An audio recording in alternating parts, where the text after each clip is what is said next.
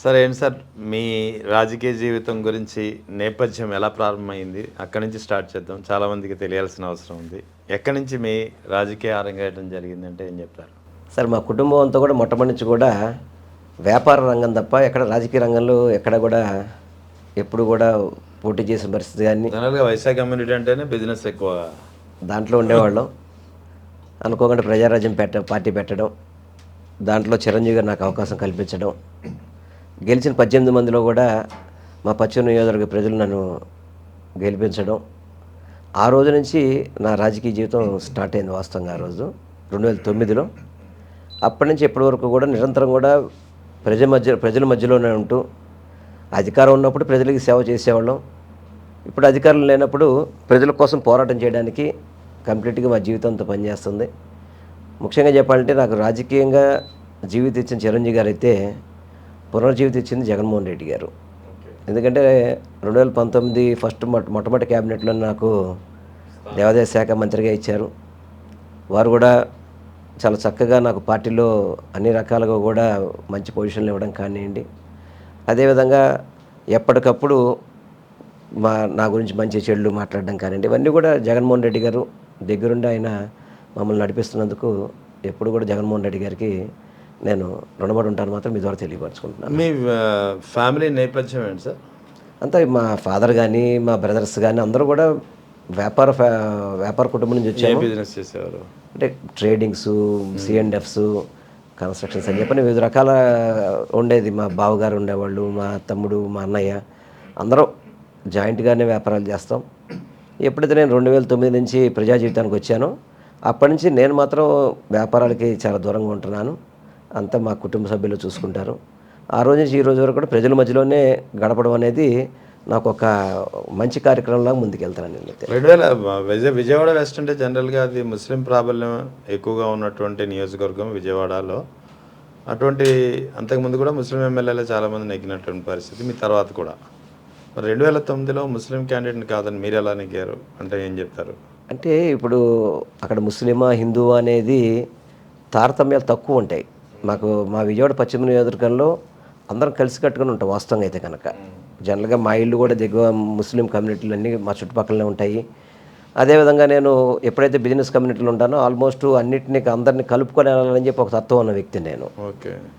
అదేవిధంగా 2009లో టికెట్ ఇచ్చినప్పుడు అటు చిరంజీవి గారి అభిమానులు కావచ్చు, అదేవిధంగా ముఖ్యంగా మా వ్యాపార వర్గాలు కావచ్చు, మిగతా అందరూ కూడా పూర్తిగా సపోర్ట్ చేయబట్టే మనం ఆ రోజు 294కి ప్రజారాజ్యం పోటీ చేస్తే 18 మందిలో మనం ఉన్నామంటే స్థానికంగా అందరూ కూడా నాకు సపోర్ట్ చేయబట్టే నేను గెలిచానని చెప్పి భావిస్తాను. అది ఆ రోజు నుంచి ఈ రోజు వరకు కూడా ముస్లిము, హిందూ, క్రిస్టియన్ చెప్పని భేదాలు లేకుండానే నేనైతే మాత్రం అదేవిధంగా ప్రతి ఒక్కళ్ళతో కలిసిమెలిసిగా ఉంటా కాబట్టి అందరూ నన్ను ఆదరిస్తున్నారు. అదేవిధంగా నేను ముందుకెళ్తాను కూడా నాకు ఇది ఒక మంచి ఇదిగా మధ్యలో భావిస్తున్నాను. బీజేపీతో కూడా మీ ప్రయాణం సాగినట్టుంది. అంటే అప్పుడు ఏం జరిగిందంటే 2009లో రాష్ట్ర విభజన జరిగింది. రాష్ట్ర విభజనకు ముందు ప్రజారాజ్యం పార్టీ కాంగ్రెస్లో విలీనం అయిపోయింది ఆల్రెడీ.